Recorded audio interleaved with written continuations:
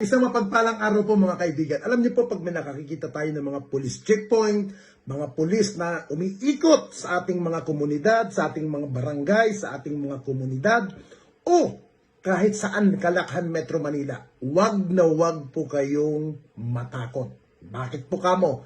Dahil kaya po sila umiikot para po mapanatili ang kaligtasan, ang maging ligtas at maging safe ang buong kalakhan Metro Manila. Ika nga, kung ikay naman ay walang ginagawang masama at alam mo sa sarili mo na okay ka, wala kang crime record, wala kang dapat ikatakot.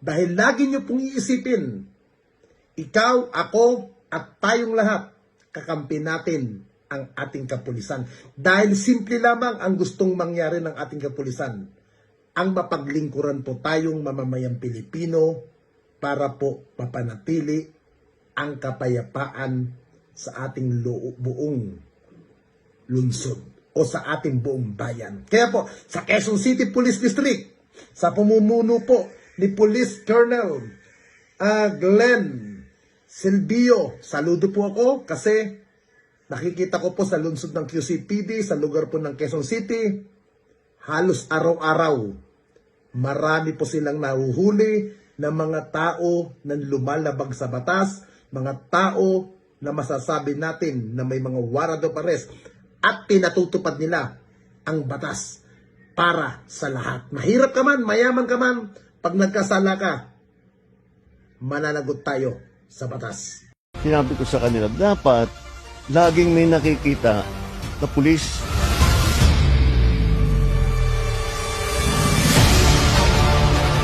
Kailangan ang pakiramdam ng tao, laging may pulis dito.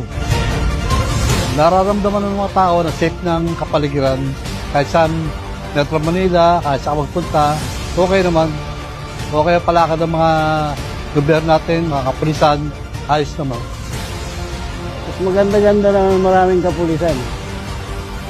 Nakikita naman natin yung mga pulis dito. Responsive naman sila, active naman sila na nag-aayos sa mga traffic natin dito sa lugar na to.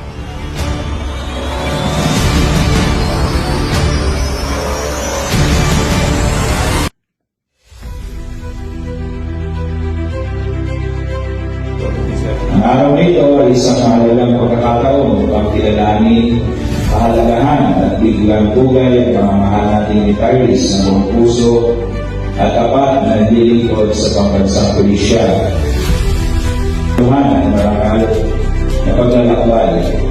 Sa ating mga retirees, kayo ay hindi lamang basta nagsilbi. Kayo ay nag-alay ng lakas, oras, at maging ang inyong kalikasan upang mapanatili kapayapaan at kaayusan ng ating komunidad.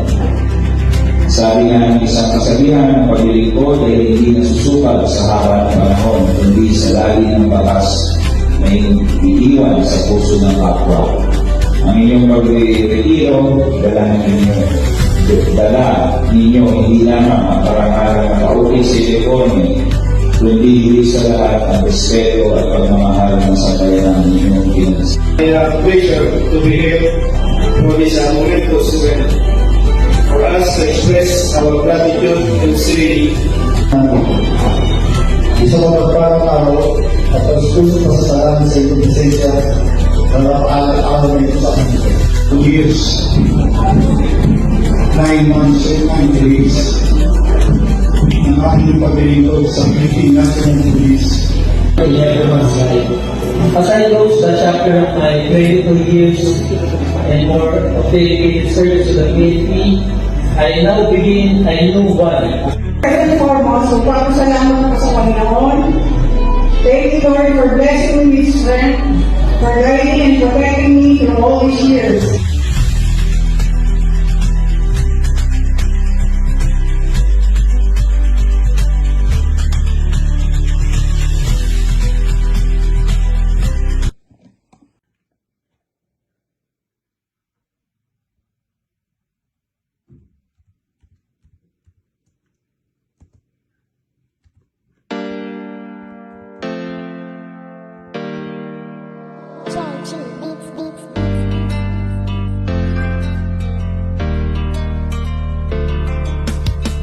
pakinggan ninyo ang kanta na ito para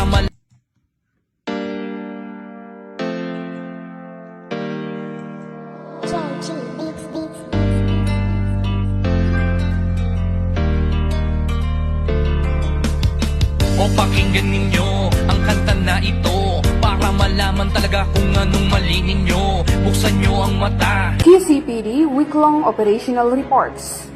In its persistent campaign against criminality and illegal drugs, the Quezon City Police District, under the leadership of Police Colonel Randy Glenn Silvio, reported the arrest of 181 law violators during its week-long anti-criminality and anti-drug operations from August 17 to 23, 2025 by various QCPD units and stations.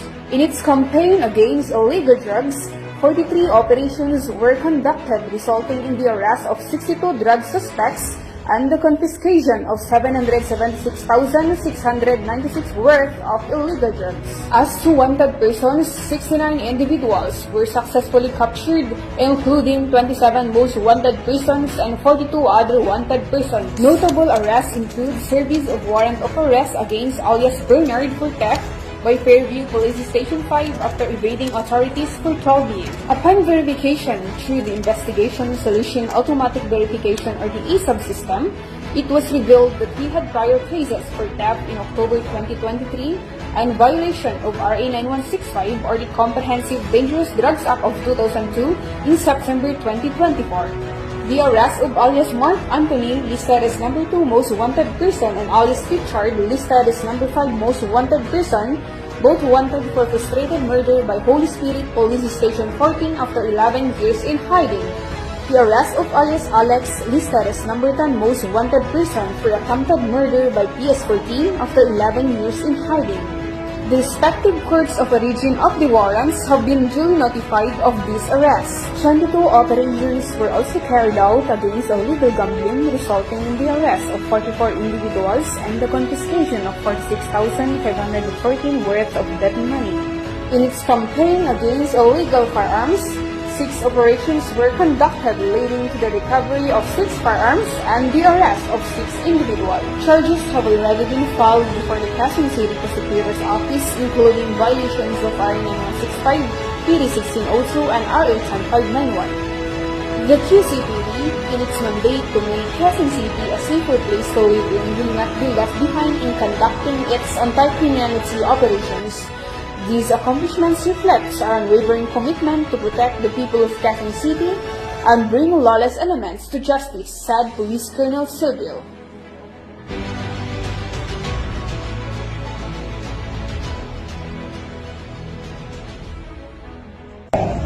Huwag iwan ang susi sa motorsiklo kahit saglit lamang. Maglagay ng GPS tracker o alarm system para sa karagdagang seguridad. Paalala sa publiko, bantayan ang inyong paligid at huwag makisalamuha sa mga kahina-hinalang tao o grupo. I-report agad sa mga otoridad ang anumang kahina-hinalang kilos na may kinalaman sa karnatin. Huwag mahiyang magsumbong. Kahit pa ang suspect ay kamag-anak. Tandaan, ang kaligtasan ng lahat ay mas mahalaga.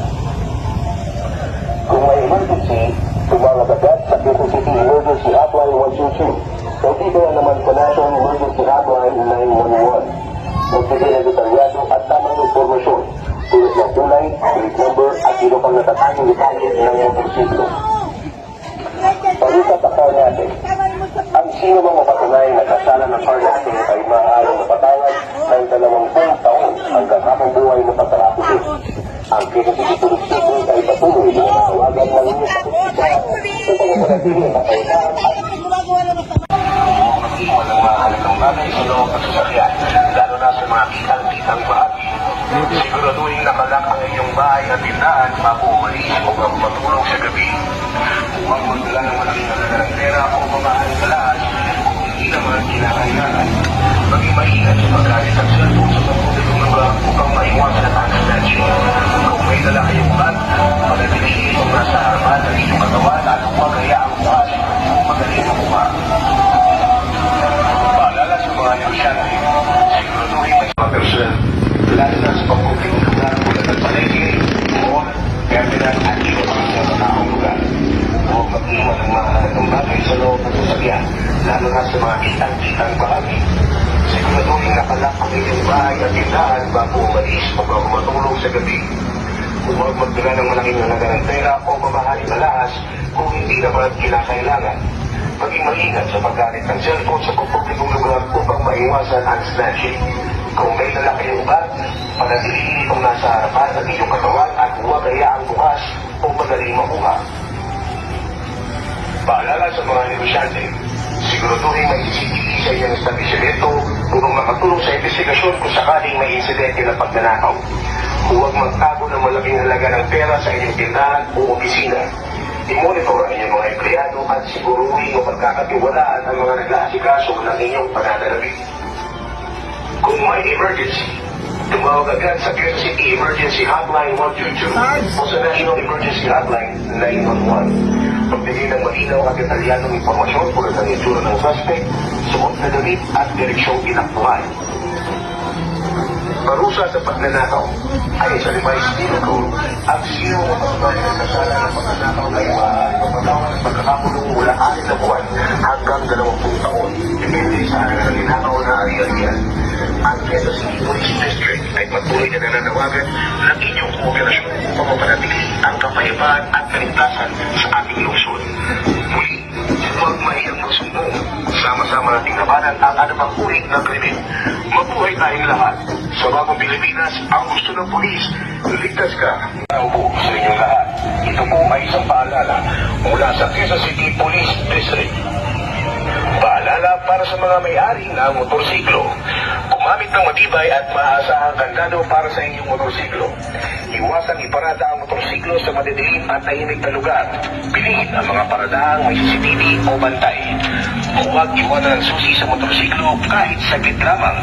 Maglagay ng GPS tracker o alarm system para sa karagdagang seguridad. Upang maiwasan ang snatching. Kung may dala kayong bag, panatilihin ang nasa harapan ng inyong katawan at huwag hayaang bukas. Paalala sa mga negosyante, siguraduhin ang CCTV sa inyong establishmento upang makatulong sa investigasyon kung sakaling may insidente na pagnanakaw. Huwag magtago ng malaking halaga ng pera sa inyong tindahan o opisina. I-monitor ang inyong mga empleyado at siguraduhin ang pagkakasiwalaan ng mga nag-aasikaso ng inyong pananalapi.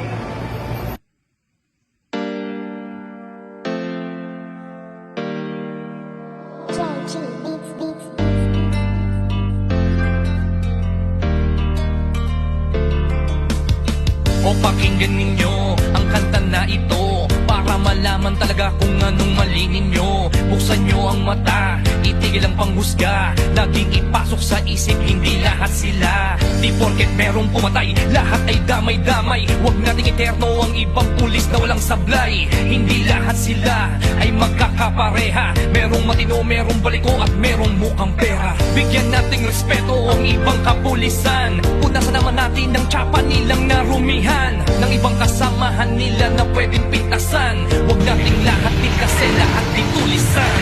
Bawat pulis ay mayroong pagkakaiba. Mayroong mabuti at mayroong ding masama. May mga kontento na at galit ang iba. Pero tandaan ninyo na hindi lahat sila. Kahit anong sabihin, muray sila o sisihin. Ang mamuhay nang wala sila, tanong kaya ba natin? Kasalanan ng isa ay may kasalanan ng lahat. May matitino din naman kaya't huwag yung nilalahat. Pag-alagad ng batas sa hukay ang binabaon. Ganyan din ba kaingay ang mga tao ngayon? Sinasawalang bahala para bang walang nangyari. Kadalasang kung may krimen, sa kanila nakadepende. Paano kung nagkataong sila naman ang nakahong? Sino ang tutulong kung sakali yan ay ang ano? Di ka ba nangangamba kung mawawala sila? Sino pang magtatanggol? Sino mo protekta? Bawat pulis ay mayroong pagkakaiba. Mayroong mabuti at mayroong ding masama. May mga kontento na at gamit ang iba. Pero tandaan ninyo na hindi lahat sila. Huwag naman natin lahat mag-iwan ng mga ganitong bagay sa loob ng sasakyan, lalo na sa mga kitang-kitang bahagi. Siguraduhin nakalak ang iyong bahay at tindahan bago umalis o bago matulog sa gabi. Huwag magdala ng mga ng pera o mga alahas kung hindi naman kinakailangan. Maging maingat sa paggamit ng cellphone sa pagpupulungan upang maiwasan ang snatching. Kung may dala kayong bag, panatilihin itong nasa harapan ng inyong katawan at huwag hayaang bukas o madaling makuha. Paalala sa mga negosyante, siguraduhin may CCTV sa inyong establishmento upang makatulong sa investigasyon kung sakaling may insidente ng pagnanakaw. Huwag magtago ng malaking halaga sakaling may insidente ng pagnanakaw o iba pang krimen. Maging mapanuri sa mga kailangang customer na tila nagmamasipo paulit-ulit na bumabalik ng walang malinaw na dahilan. Huwag magtago ng malaking halaga ng pera sa inyong establishmento. Mag-deposit ng tabako kung kinakailangan. Mag-alaga ng security guard kung kinakailangan, lalo na sa malalaking negosyo. Kung may emergency, tumawag agad sa Quezon City Emergency Hotline 122 o sa National Emergency Hotline 911. Magbigay ng malinaw at detalyadong impormasyon tungkol sa insidente tulad ng itsura ng suspect, suot na damit at direksyong tinakbuhan. Ang Quezon City Police District ay patuloy na nananawagan ng inyong kooperasyon upang mapanatili ang kapayapaan at kaligtasan sa ating lungsod. Muli, huwag mahiyang magsumbong. Sama-sama nating labanan ng anumang uri ng krimen. Mabuhay tayong lahat. Sa Bagong Pilipinas, ang gusto ng pulis, ligtas ka.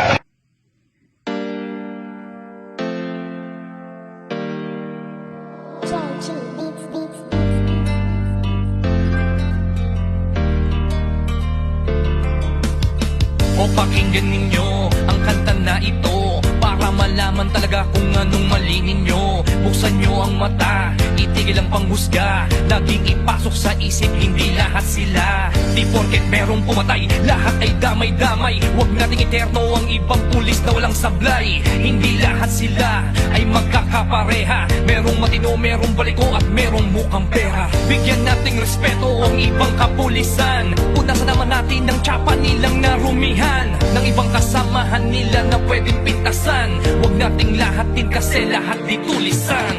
Bawat pulis ay mayroong pagkakaiba. Mula sa Quezon City Police District. Paalala para sa publiko. Laging bantayan ang inyong mga personal na gamit, lalo na sa pampublikong lugar tulad ng palengke, mall, terminal at iba pang matataong lugar. Huwag mag-iwan ng mahalagang bagay sa loob ng sasakyan, lalo na sa mga kitang-kitang bahagi. Siguraduhin nakalak ang inyong bahay at tindahan bago umalis o bago matulog sa gabi. Huwag magdala ng malaking halaga ng pera o mamahaling alahas kung hindi naman kinakailangan. Maging maingat sa paggamit ng cellphone sa pagpupulong lugar upang maiwasan ang snatching. Kung may dala kayong bag, panatilihin itong nasa harapan ng inyong katawan at huwag hayaang bukas o madaling makuha.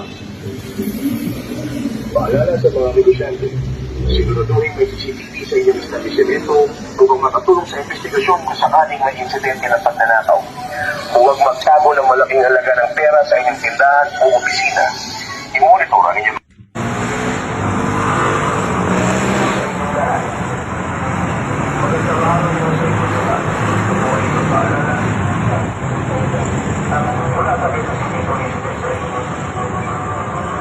para sa publiko. Ayon sa ordinansa bilang SB-2765, ito sabihin ng Kusopieto, ang lahat ng individual na papasok sa mga convenience store, gasoline station, pawn shop at kung makasunod sa establishmento ay kinakailangan na gawin ang kanilang safety level 4 gears at face mask na sa kabiyak ng seguridad ng lahat. Mga dapat tandaan, alisin ang helmet o headgears at face mask bago sumasok sa tindahan o establishmento ang mga galing pagkalala.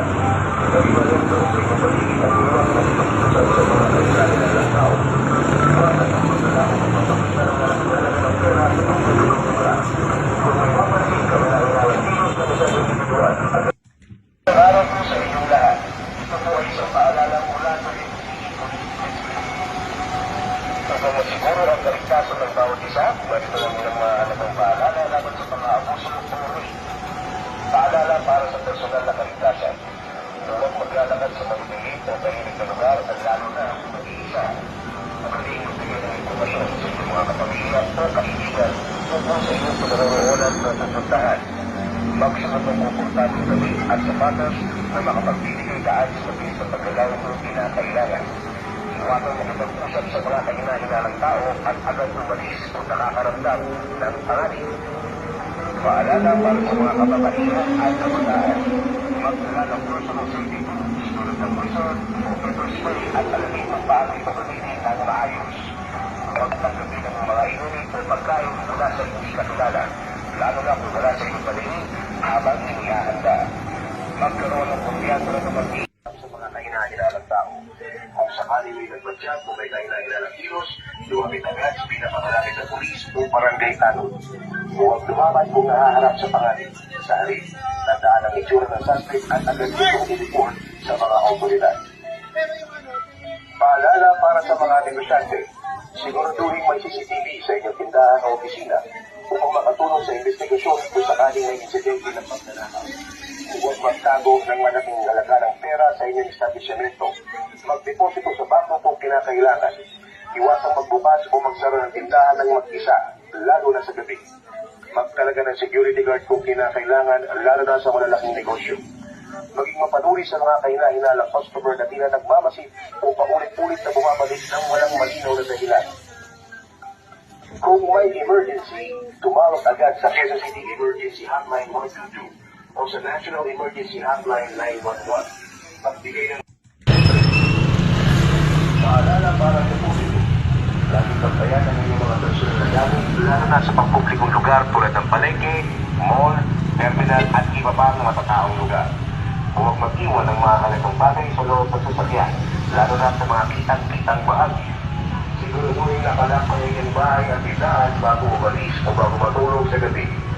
Huwag magdala ng malaking halaga ng pera o mamahaling alahas kung hindi naman kinakailangan. Maging maingat sa paggamit ng cellphone sa pampublikong lugar upang maiwasan ang snatching. Kung may dala kayong bag, pagkatiliin itong nasa harapan na hindi matawa at huwag hayaang bukas o magaling makuha. Paalala sa mga negosyante, siguraduhin may CCTV sa inyong establishmento upang makatulong sa investigasyon kung sakaling may insidente ng pagnanakaw. Huwag magtago ng malaking halaga ng pera sa tindahan o opisina. I-monitor ang inyong mga empleyado at siguro kung magkakasimulaan ang mga nag-aasikaso ng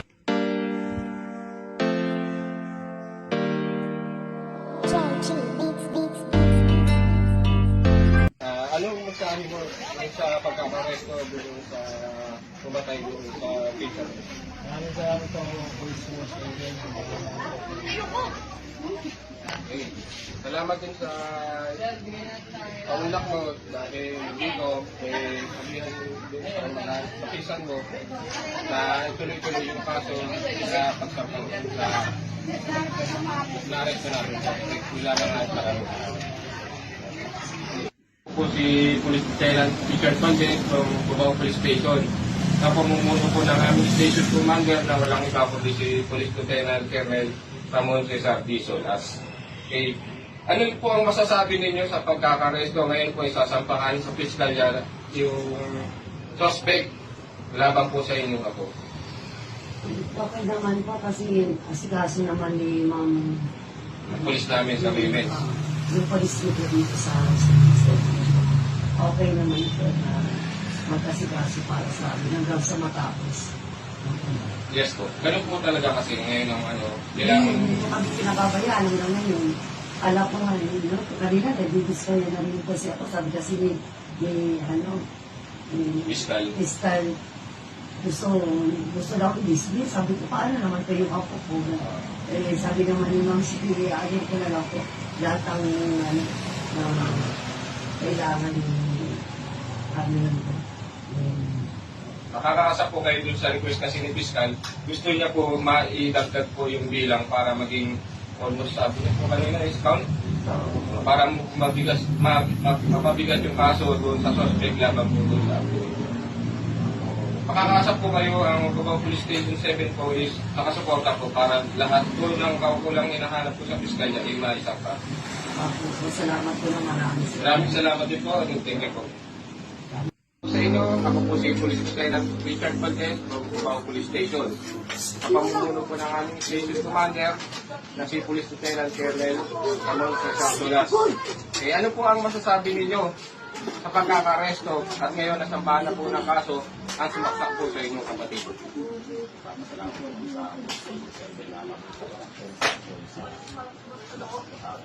Tuloy-tuloy lang po natin yung isinapa natin sa kaso sa kanya ngayon para po mas intentional siya. Yun lamang po at maraming salamat. Morning, salamat po sa PNP na naka-station po dito sa Cubao. Ako po yung nadukutan. Tumawag po ako sa number nila at wala pa 3 minutes, nag-respond po sila. Tinulungan po nila ako ikutin yung Cubao para hanapin yung bata na dumukot. Malaga yung mga ID ko kasi ng wallet ko. Ngayon, may nakapulot po. Tumawag sa akin dahil kasama ko po sila. Nagyan nila ako tinulungan, sinamahan. Napulot ka naman po yung aking wallet. Parang wala pang 30 minutes. Resolve na yung ano. So maraming salamat sa PNP Cubao Station, Quezon City. Ayun.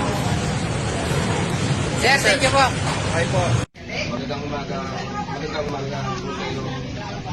Ako po si Police Lieutenant Richard Valdez from Cubao Police Station. Ano po ang masasabi nyo sa pagkakaresto? Reason, suspect po sa pagkakaresto sa Pinsa po. Unang-una po, nagpapasalamat ko sa police station ng Cubao.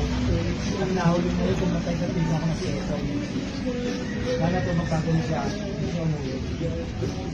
Magandang araw po, Agawad. Ako po si Police Lieutenant Richard Valdez from Cubao Police Station. Nandito po kami para tanungin po, ano po ang masasabi ninyo doon sa maagap na pagresponde ng ating mga kapulisan sa pagkakahuli ng 14 na magnanakaw ng kable doon sa nasasakupan. Kung sa lahat, sir, nagpapasalamat po kami, sir, sa ating Chief PNP sa kanyang binabang response na pag isang tawag lang, sir, wala pang 3 minutes, sir. Andiyan na po ang ating kapulisan Station 7. So, sir, naagapan namin, sir, yung pagdanakaw ng mga cable doon sa 15th Avenue. At, sir, sobrang pasasalamat po kami sa PNP dahil sila po yung tumulong sa amin na talagang kung paano namin nakuha yung 14 na magnanakaw doon po sa pag-illegal na kanilang ginawa. Maraming salamat din po, Kagawad. Sinuportahan po ninyo ang ating Chief PNP na makakaasa po ang ating buong Pilipinas na pagresponde na mas mabilis para yung mamamayan natin is mapag-servisyon po natin ng maayos. Yun lamang po at magandang hapon. Maraming salamat, sir.